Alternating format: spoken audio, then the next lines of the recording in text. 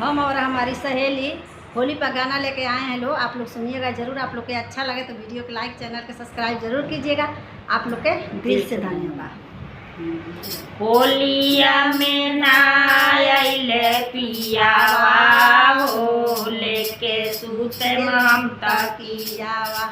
होलिया में ना आइले पियावा हो लेके सूते ममता कियावा।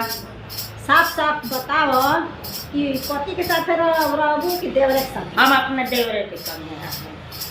देवरे के संगे खेलब होलिया हो पिया के मारे हम गोलिया। देवरे के संगे खेलब होलिया हो पिया के मारे हम गोलिया।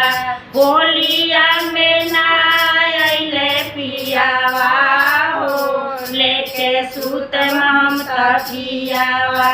देवरे के संगे करम ठिठोलिया हो पिया के नाग हम गोलिया।